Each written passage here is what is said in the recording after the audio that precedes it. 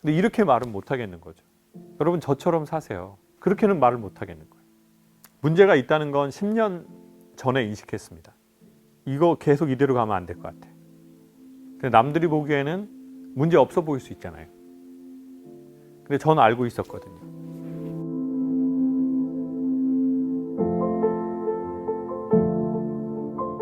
오늘은 어떤 주제로 강연을 하고 싶냐면 이제 제 옷을 보시는 것처럼 제 옷과 관련된 이야기를 하고 싶어요. 제가 이런 옷을 입고 강연을 한 적이 한 번도 없거든요. 제가 이런 옷 입고 강연하는 거 본 적은 없으시죠? 그리고 예전에는 제가 이런 옷을 입고 강연할 거라는 걸 단 한 번도 상상을 해본 적이 없어요. 항상 이제 저는 강사였기 때문에 웬만하면 항상 거기에 맞춰서 살려고 했던 것 같아요. 제 인생은. 여러분 좀 그런 사람 있죠? 그리고 부모도 그렇게 얘기하는 사람이 있어요. 야, 조금 그냥 네 또래 맞게 해. 엄마가 이렇게 대단한 걸 원하는 게 아니잖아. 응? 그냥 네 나이에 할 걸 해. 네 나이에 들어가는 대학을 들어가. 엄마는 명문대를 원하진 않아. 근데 재수하거나 삼수 이런 건 엄마 못 해줘. 그러니까 네 나이 또래에 들어간 대학을 들어가라고. 그리고 그 나이가 됐으면 결혼을 너도 해라. 엄마가 그렇게 뭐 대단한 집 원하니? 그냥 네 또래 애들 다 결혼했고 엄마 친구 자식들도 다 결혼했어. 네 또래 애들이 결혼할 때 좀 하라고. 그리고 너도 이제 친구들 이혼할 때 너도 해, 이혼. 예를 들어 그렇다는 거죠. 예를 들어. 예라는 게 있잖아. 이건 적절치는 않아요. 근데 예로. 예. 그러니까 뭐 그런 거 있잖아요. 근데 그 소리가 부모가 자식한테 하는 집도 있고요. 자기 안에서 자기한테 하는 사람이 있어요. 야, 눈에 띄려고 하지 마.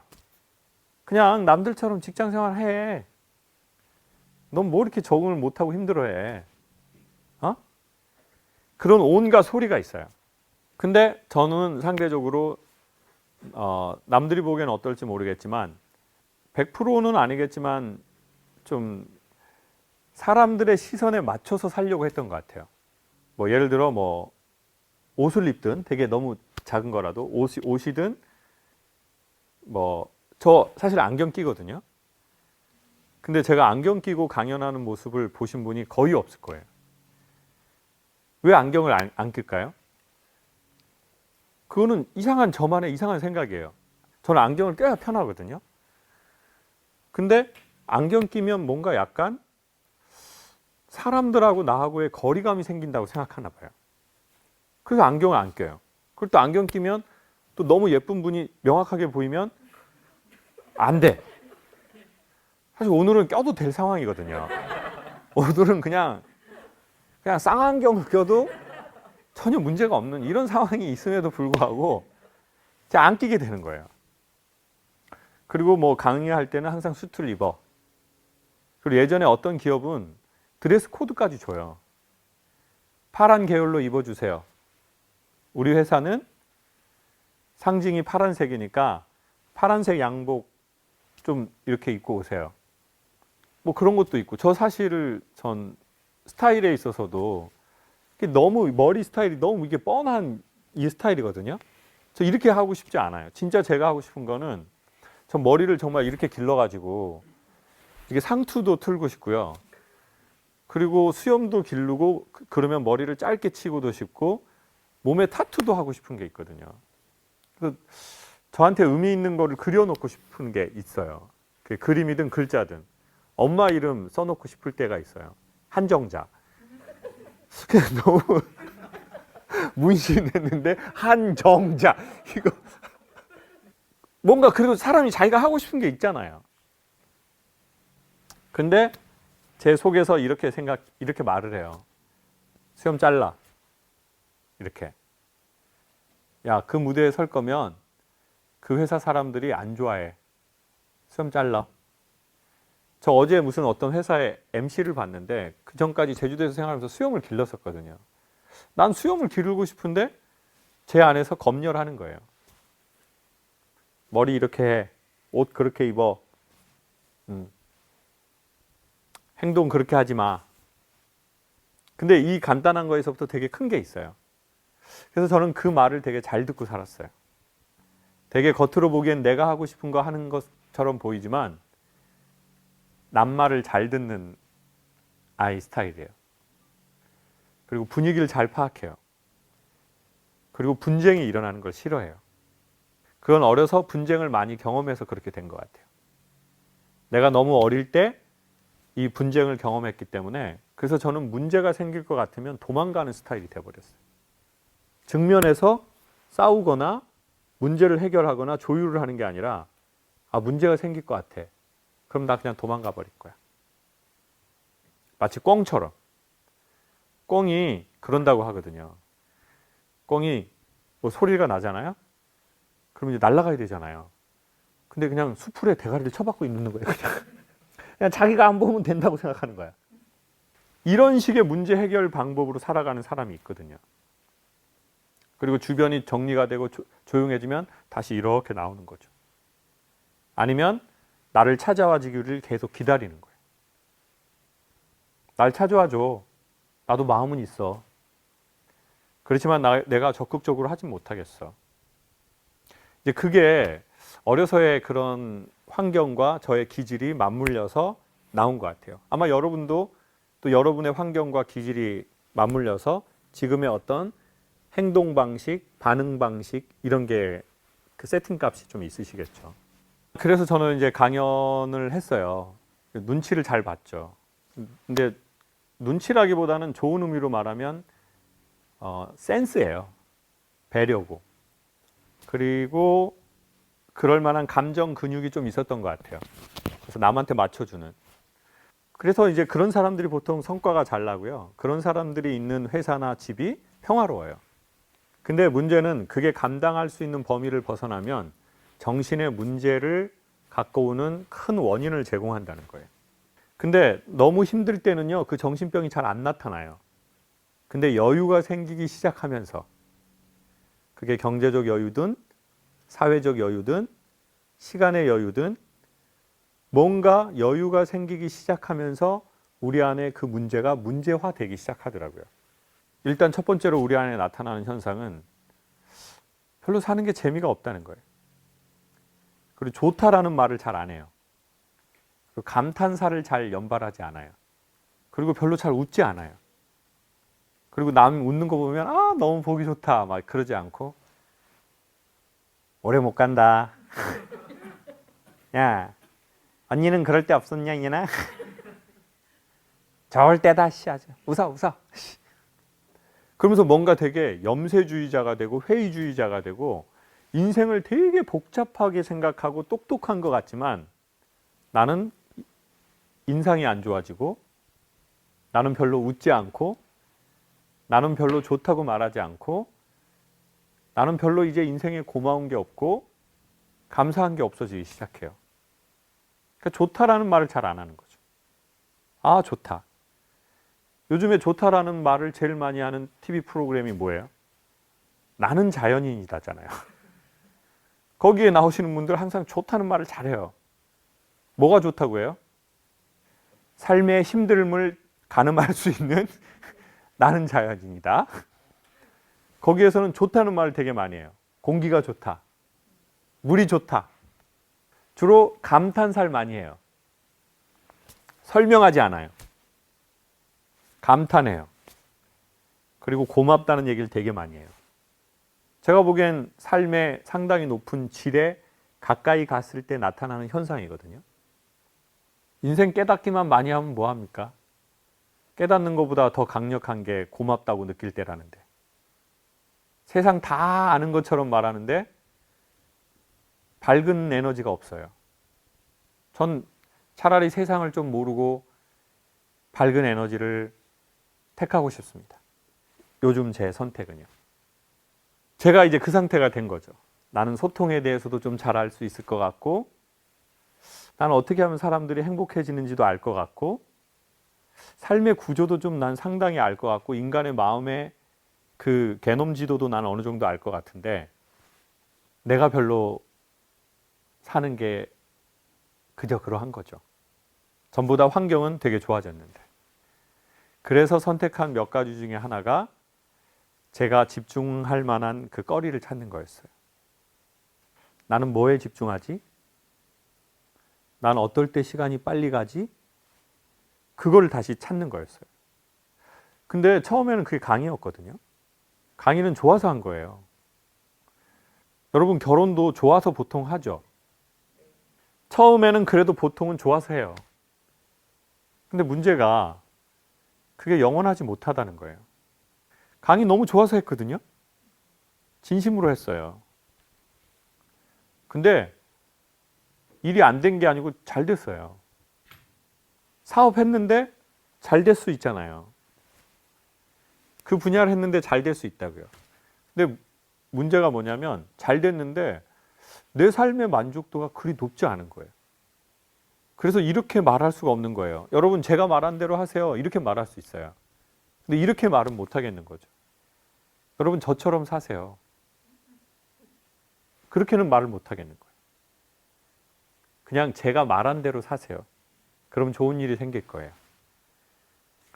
그래서 문제가 있다는 걸 발견하고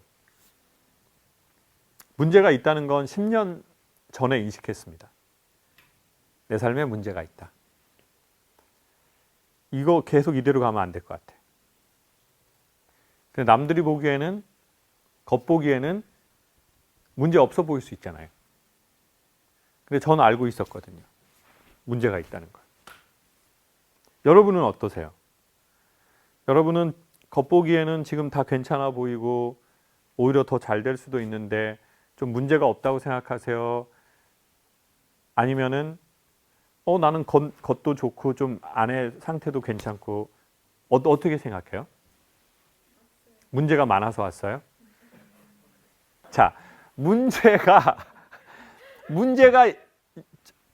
많아서 왔어요라고 얘기하는 사람은요. 문제를 해결할 근본적 자기 에너지가 있으니까 그걸 말할 수 있거든요. 그러니까 사람이 인지하고 인정하는 게 되게 어려워요. 첫 번째는 아예 인지도 못해요. 우리가. 인식도 못하는 거예요. 나한테 무슨 일이 있는지. 두 번째, 알아요. 자기가 문제 있다는 걸. 근데 인정이 안 돼요. 왜요?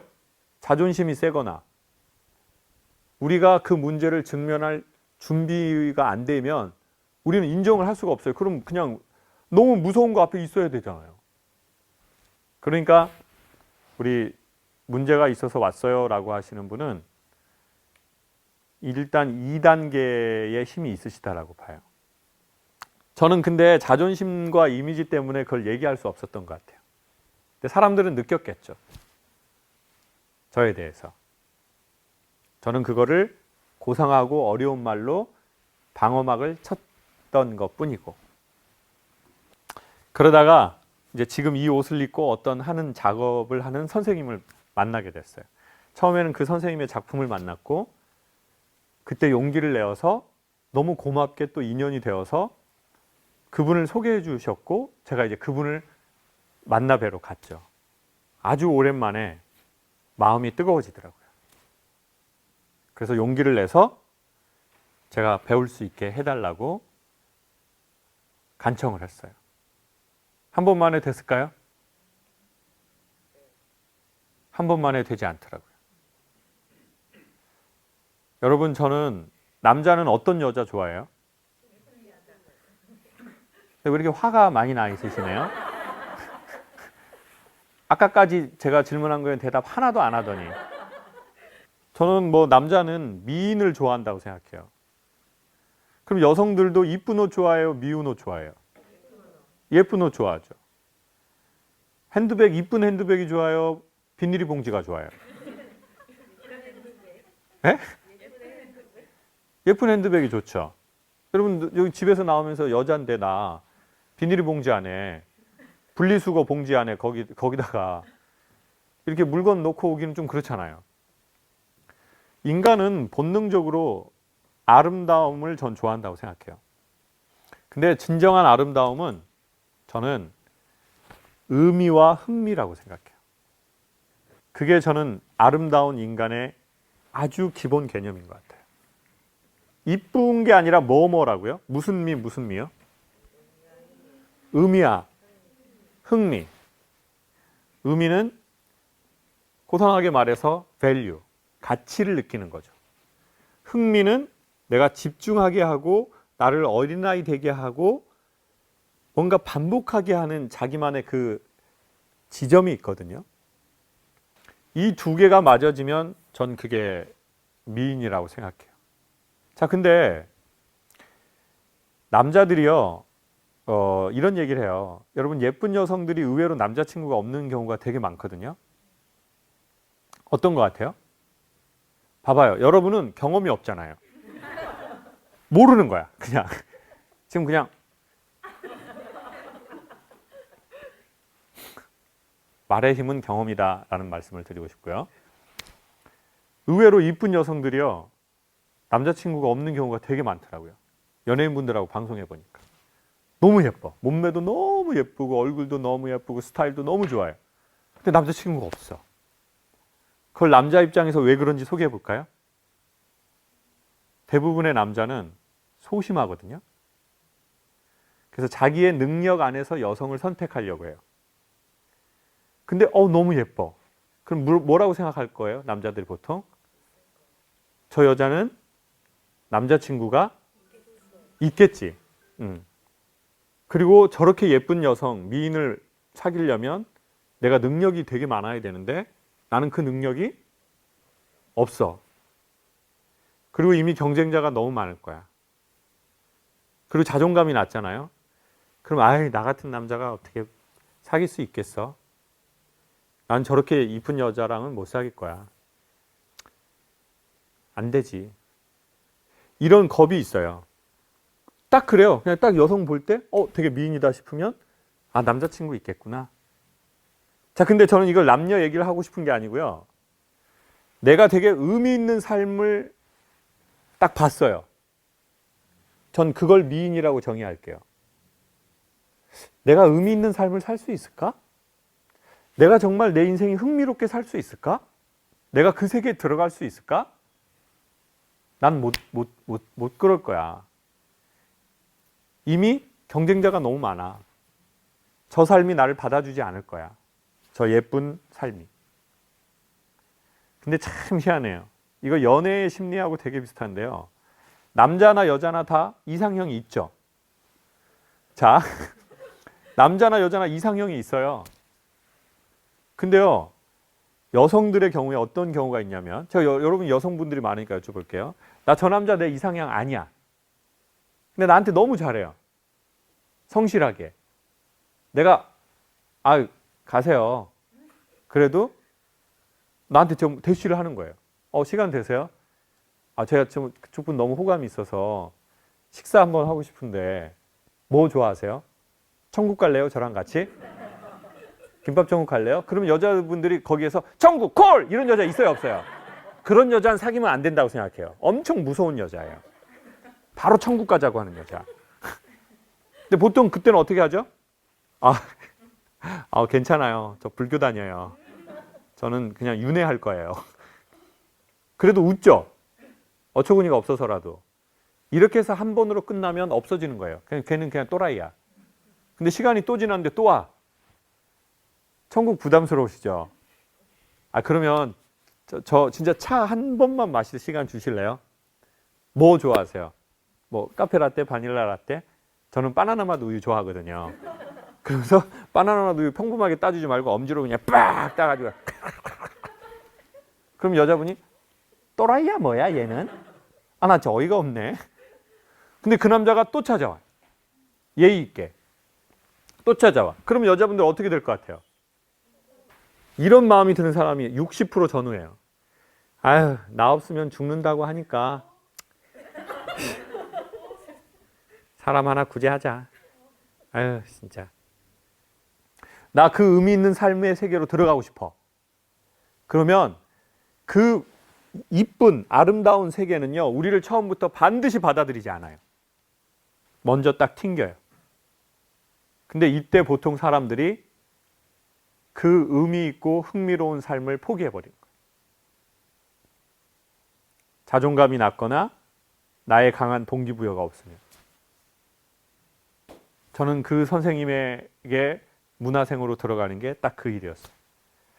제가요, 선생님한테 4개월을 간청했거든요. 근데 나중엔 자존심이 상하는 거예요. 진짜. 내가 진짜 나도 뭐 진짜 이 바닥에서 나도 뭐 하는데 내가 이렇게까지 해야 되나? 근데 너무 그 선생님께 그걸 배우고 싶은 거예요. 근데 정말 그 미인이 탁 내치듯이 내가 가고자 하는 저 세계가 저를 안 받아들이다. 4개월을 했다니까요. 프로포즈를. 근데 나도 이해가 되겠는 거예요. 저 단체에서 나를 받아줄 이유가 없다는 거. 그리고 나도 엄청난 투자를 해야 돼요. 근데 왠지 그 세계로 가야 될 것 같더라고요. 그리고는 마지막에 안 되니까 자존심이 상하더라고요. 그때 제가 제주에서 미니 단호박을 팔고 있었어요. 그래서 그 미니 단호박을 선생님께 싸서 마지막으로 보냈어요. 그리고 여기에서 계속 그러신다면 난 물러나야 되겠다. 그런데 단호박을 드시고 연락이 온 거예요. 저는 인간의 마음을 움직이는 건 단호박이다라는 생각이 들어요. 제가 되게 화려하고 막 그런 걸 했으면 오히려 그 선생님 마음이 안 움직였을 것 같아요. 근데 농산물로 했거든요. 그게 이제 품질이 좋았는지 선생님께 맞았는지 아니면 4, 5개월에 제 그것을 선생님이 알아봐 주셨는지. 그래서 지금은 일주일에 이틀 이 옷을 입고 아침 9시 반이 출근이거든요. 그러면 전 9시에 나가요. 선배님들은 9시 반에 오세요. 근데 다 저보다 나이가 젊죠. 네. 저보다 나이가 한 10살, 15살 젊어요. 선배님들이. 근데 전 이때까지 사실 강연을 하고 좀 대우를 받은 사람이잖아요. 가면 강사님 오셨어요, 뭐 교수님 오셨어요, 막 이런다고요. 근데 이제 거기는 제가 이제 수습으로 들어갔으니까. 근데 희한하게 그 두 분들도 워낙 좋지만 그게 힘들지 않더라고요. 내가 정말 원하는 그 세계를 봤으니까. 워낙 잘해주시기도 했고. 제가 어제 그 일을 한 날이었어요. 그래서 하루에 한 10,000번 정도 이렇게 망치로 작업을 하는 일이에요. 어떻게 보면 되게 비효율적인 일이에요. 그 시간에 강의를 하면 그게 경제적으로 훨씬 좋거든요. 근데 저는 이 길이 맞을 것 같아요. 그래서 요즘 이렇게 살고 있어요. 그래서 오늘은 대단한 강연보다는 3년 만에 처음 하는 강연이어서 제 근황을 말씀드리고 싶었어요. 저는 코로나가 와서 이렇게 살고 있습니다. 코로나가 여러 가지의 모습으로 제 인생의 분기점이 될 것 같아요. 처음에 매우 힘들었고 원망을 많이 했고 나중엔 무기력해졌고 그러다가 오히려 제가 조금 인생의 본질에 다가갈 수 있는 계기가 된 것 같아요. 여러분도 코로나로 인해서 지금 우리는 지금도 마스크를 다 끼고 다니는데 인생에서 살다가 불청객이 오면 쫓아내려고 하면 안 된대요. 그러면 그 불청객이 최대한 들러붙어서 오래 남아 있으려고 한대요. 그럼 불청객이 오면 어떻게 해야 되느냐? 매우 귀한 손님처럼 대접을 해주래요. 누구처럼 대접을 하라고요? 귀한 손님처럼 대접을 하라는 거죠. 그런 말이 있습니다. 즐기려면 배우고 익혀라. 한국말을 할 수 있다고 해서 소통을 다 잘하는 게 아니죠. 너무 기본적인 것이어서 우리가 신경 쓰지 못했던 말하기. 이것은 삶의 방식을 보여주는 것이고 관계 맺는 방식을 보여주는 것이고 우리의 삶을 낳는 아주 중요한 씨앗을 뿌리는 것과 같은 행위인데요. 우리의 부모나 때로는 우리의 선배로부터 배우지 못했다면 그리고 제도권 교육에서 배우지 못했다면 얼마든지 배우고 익혀서 즐길 수 있는 겁니다. 우리의 삶을. 지금까지의 김창옥의 강연이 레스토랑에서 김창옥 셰프가 만든 요리를 여러분에게 대접하는 것이었다고 하면, 지금 이 클래스는 제가 어떻게 요리를 하는지, 어디에서 식재료를 가져오는 건지, 어떤 마음으로 요리에 임하는지를 여러분에게 상세하게 소개해 드리겠습니다. 김창옥의 소통 스피치 클래스에 여러분을 초대합니다. 세바시랜드에서 여러분을 기다리고 있겠습니다.